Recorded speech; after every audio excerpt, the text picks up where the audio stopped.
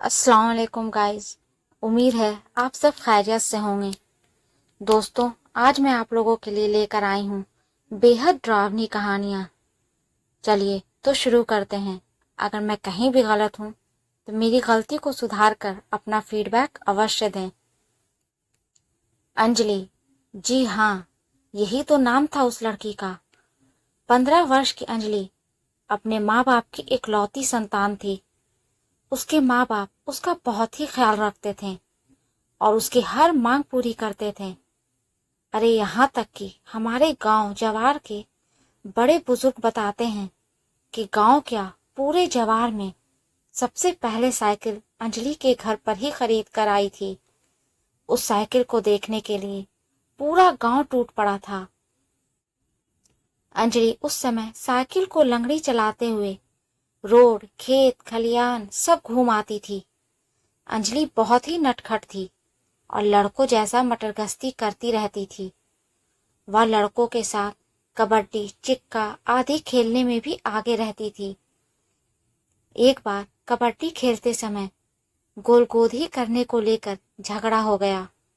अरे देखने वाले तो बताते हैं कि अंजलि ने विपक्षी टीम के लड़कों को दौड़ा दौड़ा कर मारा था। किसी के दांत से खून निकल रहा था तो कोई चिल्लाते हुए अपने घर की ओर भाग रहा था।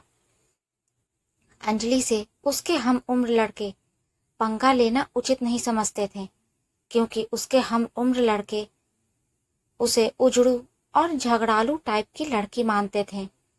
कोई उसके मुंह लगना पसंद नहीं करता था। हाँ, यह अलग बात थी कि सभी लड़के उससे डरते थे। मई का महीना था, कड़ाके की गर्मी पड़ रही थी। अंजलि खर खर दोपहरिया में अपनी साइकिल उठाई और गांव से बाहर अपने बागीचे की ओर चल दी। उसका बागीचा गांव के किनारे था। इस बागीचे में आम और महुए के पेड़ों की अधिकता थी। यह बागीचा गांव से लगभग 1 किलोमीटर की दूरी पर था। बागीचे में पहुंचकर पहले तो अंजलि खूब साइकिल हनहनाई, पूरी बागीचे में दौड़ाई और पसीने से तरबतर हो गई। उसने बागीचे में बीचों बीच एक मोटे आम के पेड़ के नीचे साइकिल खड़ी करके अपने दुपट्टे से चेहरे का पसीना पोंछने लगी। पसीना पोंछने के बाद पता नहीं अंजलि को क्या सूझा कि वह उसी पेड़ के नीचे अपना दुपट्टा बिछाकर उस पर लेट गई। बगीचे में लेटे लेटे ही अंजलि का मन पक्षी उड़ने लगा। वह सोचने लगी कि उसके पापा उसके लिए एक वर की तलाश कर रहे हैं। वह थोड़ा सकुचाई, थोड़ा मुस्काई और फिर सोचने लगी, एक दिन एक राजकुमार आएगा और उसे शादी कर ले जाएगा। पता नहीं वह कैसा होगा, कौन होगा, कहाँ होगा। पता नहीं मैं उसके साथ खुश रह पाऊंगी कि नहीं। खैर, जो ईश्वर की मर्जी होगी वही होगा। पापा उसके लिए जैसा भी लड़का खोजेंगे वह उसी से शादी करके खुश रहेगी। उसे पक्का विश्वास था कि उसके पापा उसकी शादी जरूर किसी अमीर घर में करेंगे, जहां उसकी सेवा के लिए जरूर कोई न कोई नौकरानी होगी। अभी अंजलि इन्हीं सब विचारों में खोई थी कि उसे ऐसा महसूस हुआ उसके सिर की तरफ कोई बैठकर उसके बालों में उंगली पिरो रहा हो। अंजलि के साथ ऐसा पहली बार नहीं हो रहा था, ये तो आए दिन की बात थी। बकरी, गाय आदि चराने वाली लड़कियां या लड़के चुपके से उसके पीछे बैठकर उसके बालों में उंगली पिरोते या सहलाते रहते थे और अंजलि भी खुश होकर उन्हें थोड़ा बहुत अपना साइकिल चलाने को दे देती।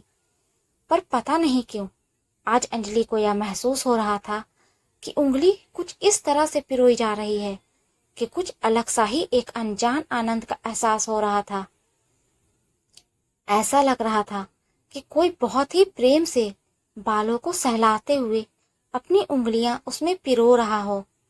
आज अंजलि को अलग ही आनंद मिल रहा था। उसके शरीर में एक हल्की सी गुदगुदी हो रही थी और उसे अंगड़ाई लेने की भी इच्छा हो रही थी, पर वह बिना शरीर हिलाए चुपचाप लेटी रही। उसे लगा कि अगर उड़ गई तो वो आनंद पता नहीं दोबारा मिलेगा या नहीं। उसने बिना पीछे मुड़े ही धीरे से कहा कि 10 मिनट और ऐसे ही उंगलियां घुमाओ तो मैं 1 घंटे तक तुम्हें साइकिल चलाने के लिए दूंगी। पर पीछे से कुछ भी आवाज नहीं आई। फिर भी अंजलि मदमस्त लेटी रही। उसे हल्की हल्की नींद आने लगी। शाम हो गई थी और अंजलि अभी भी बागीचे में लेटी थी। तभी उसे उसके पापा की तेज आवाज सुनाई दी। अंजलि, बेटी अंजलि, अरे कब से यहाँ आई हो?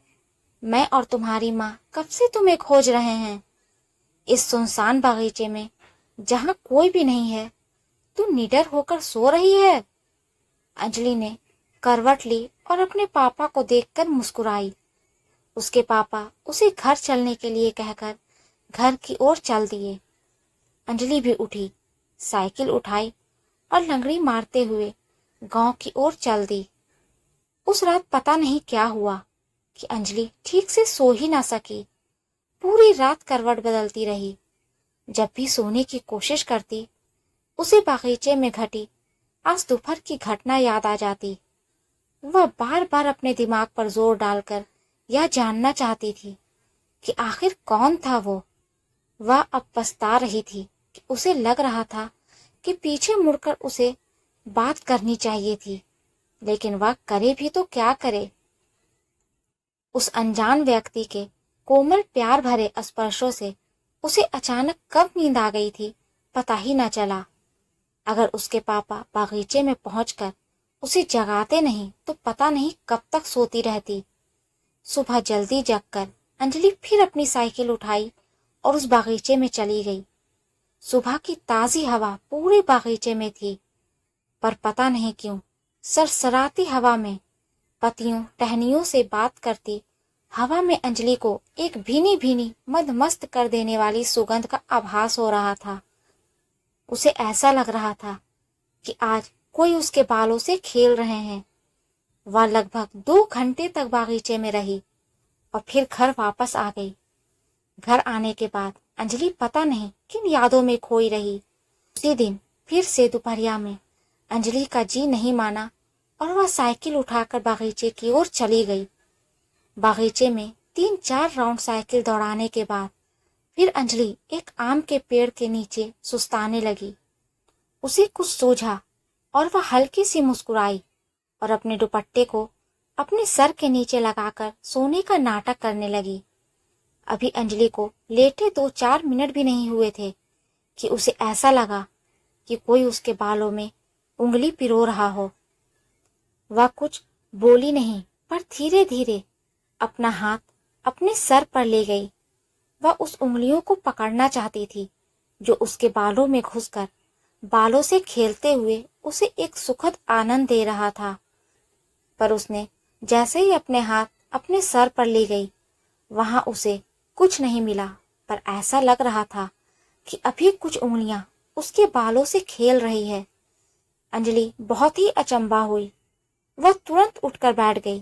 पीछे सर घुमाकर देखा तो गजब हो गया, पीछे कोई भी नहीं था।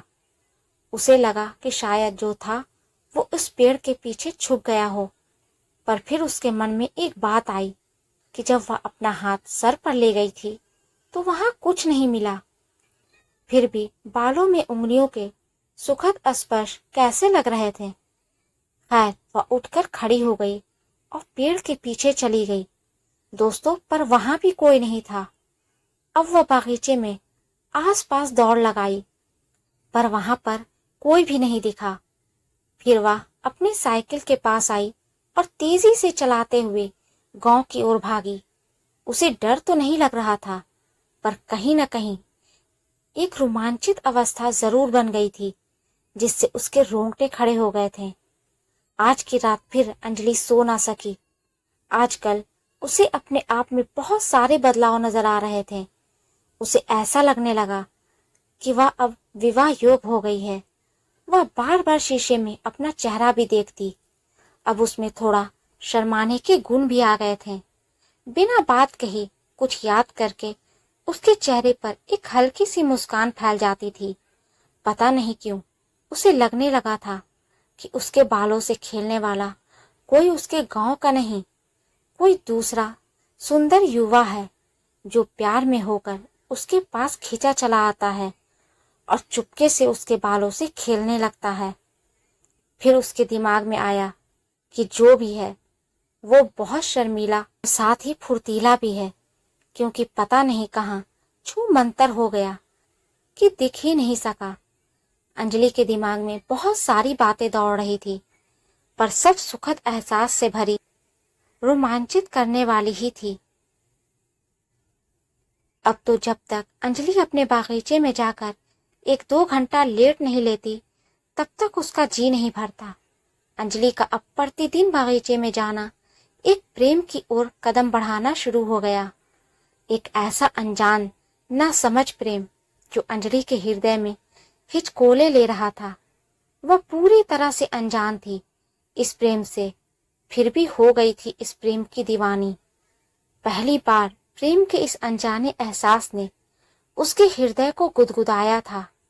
एक आनंद को उसके हृदय ने उपजाया था। एक दिन सूरज डूबने को थे। चरवाहे अपने गाय भैंस बकरियों को हकाते हुए गांव की ओर चले जा रहे थे। अंधेरा भी छाने लगा था। ऐसे समय में अंजलि को पता नहीं क्या सूझा कि वह अपनी साइकिल उठाई और बागीचे की ओर चली गई। आज उसने बागीचे में पहुंचकर साइकिल को एक जगह खड़ा कर खुद ही पास में खड़ी हो गई। उसे कुछ सूझ नहीं रहा था। उसे पता नहीं क्यों ऐसा लग रहा था कि कोई तो है जो अभी उसे उस बागीचे में बुलाया, और वह भी अपने आप को रोक ना सकी और खींचते हुए उस बागीचे की ओर चली आई। 2-4 मिनट खड़ी रहने के बाद अंजलि थोड़ा तन गई। अपने कोमल हृदय को कठोर बनाकर बुदबुदाई, अगर यह कोई इंसान ना होकर भूत निकला तो? खैर जो भी हो, मुझे पता नहीं क्यों इस रहस्यमय जीव से मुझे प्रेम हो गया है। भूत हो या कोई आत्मा, अब तो मैं इससे मिलकर ही रहूंगी। इंसान इंसान को अपना बनाता है। मैं अब इस आत्मा को अपना हमसफर बनाऊंगी। देखती हूँ इस अनजाने अनसमझे प्यार का परिणाम क्या होता है। अगर वह इंसान नहीं तो कौन है और किस दुनिया का रहने वाला है? कैसी है उसकी दुनिया? दोस्तों, यह सब सोचती हुई अंजलि अपनी साइकिल का हैंडल पकड़ी और उसे डुगराते हुए बागीचे से बाहर आने लगी। अब बागीचे में पूरा अंधेरा पसर गया था और साथ ही सन्नाटा भी। हाँ, रह रहकर कभी कभी गांव की ओर से कोई आवाज उठाती थी। रात को अंजलि अपने कमरे में बिस्तर पर करवटें बदल रही थी। नींद उसकी आंखों से कोसों दूर थी। एक अजीब सिरहन गुदगुदी का एहसास हो रहा था। उसे कभी हंसना तो कभी रोना आ रहा था। तभी अचानक उस कमरे के जंगलों से एक बहुत ही तेज, डरावनी, सरसराती हवा अचानक कमरे में प्रवेश की। बिना बहती हवा के अचानक कमरे में पड़ी इस डरावनी हवा से अंजलि थोड़ा सहम गई और फटाक से उठकर बैठ गई। उसकी सांसें काफी तेज हो गई थी। वह धीरे धीरे लंबी सांस लेकर अपने बढ़ते दिल की धड़कन को भी काबू में करने का प्रयास कर रही थी। तभी उसे ऐसा लगा कि कोई उसके कान में हौले हौले भारी आवाज में गुनगुना रहा हो। बढ़ती दिल की धड़कन कुछ तो कह रही हो, मैं तेरा दीवाना जलता परवाना हूं, तू क्यों नहीं समझ रही है। इसी के साथ उसे लगा कि वह सरसराती हवा उसके बिस्तर के बगल में हल्के से रूप में स्थिर हो गई, पर कुछ भी स्पष्ट नहीं है। अचानक उसे लगा कि वही बागीचे वाले सुकोमल हाथ फिर से उसके बालों के साथ खेलने लगे। उसे एक आनंद की अनुभूति करा रहे हैं। वह चाहकर भी कुछ न कह सकी और धीरे धीरे फिर से लेट गई। अरे या क्या, उसके लेटते ही ऐसा लगा कि उसके कमरे में रखी एक काठ कुर्सी सरकते हुए उसके सिरहाने की ओर आ रही है। वह करवट बदलती और तब तक वह काठ कुर्सी उसके सिरहाने आकर लग गई। फिर बिना कुछ कहे एक मदमस्त अल्हड़ प्रेम मांगना की तरह अंगड़ाई लेते हुए, सांसों को तेजी के साथ छोड़ते हुए वह फिर से चुपचाप बिस्तर पर लेट गई। उसके लेटते ही वह सुकोमल हाथ फिर से उसके बालों से खेलने लगे। वह एक कहीं और दुनिया की सैर पर निकल गई। इस दुनिया की इकलौती राजकुमारी अंजलि ही थी जिसे एक अपने सेवक से प्रेम हो गया था। वह इस कल्पित दुनिया में आनंद ले रही थी कि अचानक अंजलि को इस कल्पित दुनिया से बाहर आना पड़ा, क्योंकि उसे लगा कि कोई उसका सिर पकड़कर जोर जोर से हिला रहा है, यानी जगाने की कोशिश कर रहा है। अंजलि को लगा कि कहीं यह भी सपना तो नहीं, पर वह तो जगी हुई थी। वह उठकर बैठ गई। फिर उस कमरे में शुरू हुई ऐसी कहानी जो अंजलि को उसके पिछले जन्म में लेकर चली गई। अंजलि बिस्तर पर सावधान की तरह बैठी हुई थी। काठ कुर्सी पर मृत रूप में पूरी तरह से अस्पष्ट हवा का रूप विराजमान था और वहां से एक मर्दानी भारी आवाज सुनाई दे रही थी। वह आवाज कह रही थी, अंजलि तुम मेरी है, सिर्फ मेरी। मैं पिछले 2-3 जन्मों से तुझे प्रेम करता आ रहा हूँ। मैंने हर जन्म में तुझे अपनाने के लिए कुछ न कुछ गलत कदम उठाया, पर इस जन्म में सच्चाई से पाना चाहूंगा। वह आवाज आगे बोल पड़ी, याद है पिछले जन्म में भी मैं तुझे बहुत प्रेम करता था, पर तू मेरे प्रेम को नहीं समझ सकी और मैं भी बावला पागल तुझे पेड़ से धक्का दे दिया।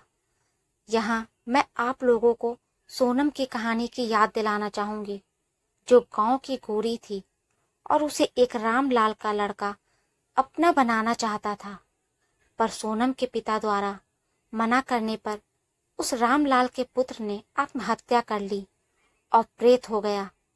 बाद में वही प्रेत सोनम को ओल्हा पाती खेलते समय धक्का दे दिया और वही सोनम अब अंजलि के रूप में फिर से पैदा हुई। मैं वही हूँ, पर अब बदल गया हूँ। भले मैं आत्मा हूँ, एक प्रेत हूँ, पर अब मैं अपनी प्रियतमा को कोई नुकसान नहीं पहुंचाऊंगा और अब उसे नफरत से नहीं, प्रेम से जीतूंगा। उस हवा रूपी आवाज की बातें सुनकर अंजलि एक पागल प्रेमी की तरह उठकर उस कुर्सी पर विराजमान मूर्त पर अस्पष्ट हवा से लिपट गई। वह सिसक सिसक कर रोने लगी और कहने लगी, तू जो भी है, पर मेरा प्रियतम है। मैं अब तेरे बिना जी नहीं सकती। तू अब देर ना कर, अभी मेरी मांग में सिंदूर भर और मुझे अपना बना। मुझे सदा सदा के लिए अपने साथ ले चल। इतना कहने के बाद अंजलि को पता नहीं अचानक क्या हुआ कि वह बिस्तर पर गिर गई। सुबह सुबह अंजलि के माता पिता अंजलि के कमरे का दरवाजा पीटे जा रहे थे, पर वह उठने का नाम ही नहीं ले रही थी। अंजलि के माता पिता बहुत ही परेशान हो गए, क्योंकि अंजलि के कमरे से कोई सुखबुकाहट नहीं आ रही थी।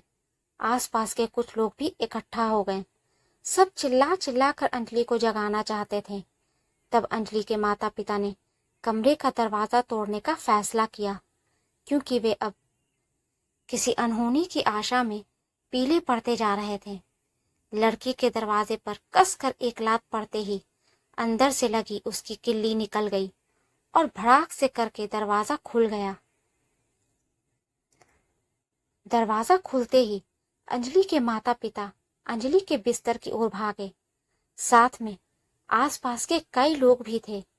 अंजलि के कमरे का हुलिया पूरी तरह से बदला हुआ था। कमरे में एक अजीब भीनी भीनी खुशबू पसरी हुई थी और साथ ही अंजलि के बिस्तर पर तरह तरह के फूल बिछे हुए थे। पास पड़ी कुर्सी पर सिंदूर का डिब्बा पड़ा हुआ था और ऐसा लग रहा था कि बिस्तर पर अंजलि नहीं, कोई नवविवाहित लाल साड़ी पहनकर औंधे मुंह लेटी हुई है। अंजलि की मां ने देर ना की, बिस्तर पर सोई उस महिला को झंझोड़ने लगी। अरे यह क्या! वह सोई लड़की ने करवट बदला और आंखें मलते हुए उठकर बैठ गई। सभी लोग अचंभित तो थे ही, पर अंजलि का यह रूप देखकर उन्हें सांप भी सूंघ गया। दरअसल वह अंजलि ही थी, पर वह एक नवविवाहित की तरह सजी सवरी हुई थी। उसके हाथों में लाल चूड़ियां, पैरों में महावर लगा हुआ था। पता नहीं उसके पैर में कहां से नए छागल भी आ गए। सर पर सोने का मांग टीका शोभा दे रहा था और उस मांग टीके के नीचे सिंदूर की हल्की आभा बिखरी हुई थी। सभी लोग हैरान परेशान ये सोच रहे थे, अरे रात को तो अंजलि अपने कमरे में आई थी, रात को उसके कमरे में कोई सुखबुकाहट भी नहीं हुई, दरवाजा भी नहीं खुला, तो इतना सारा सामान कहाँ से आ गया? उसे एक नव दुल्हन की तरह कौन सजा गया? क्योंकि उसको जिस तरह से सजाया गया था उससे ऐसा लग रहा था कोई 8-10 महिलाओं ने 2-4 घंटे मेहनत करके उसे सजाया है। अंजलि के माता पिता परेशान थे कि उनके घर में इतना कुछ हो गया और उनको कानों कान तक जू नहीं रहेंगी। अंजलि बिस्तर से उठी, उसके चेहरे पर हल्की सी मुस्कान थी। वह अपने कमरे में खड़े लोगों को, खासकर अपने पिता और माता की ओर देखने लगी। वह धीरे धीरे चलकर अपने माँ के पास आई और उनको गले लगाकर उसने कहा कि माँ, मैं अब विवाहित हूँ। इसके बाद भी उसकी माँ कुछ बोल ना सकी। सभी लोग आश्चर्य में डूबे हुए थे। धीरे धीरे यह बात पूरे गांव में और पूरे जवार के जिले में फैल गई। लोग अंजलि के गांव की तरफ आते और सच्चाई जानने की कोशिश करते, पर गांव के लोगों की सुनी बातों पर अविश्वास से सिर हिलाते चले जाते। जी हाँ, उस रात उस प्रेत ने अंजलि से विवाह करके उसे सदा के लिए अपना बना लिया था। दोस्तों, अगर आपको मेरी स्टोरी पसंद आई तो इसे लाइक करें, मेरे चैनल पर नए हैं तो सब्सक्राइब करें। धन्यवाद।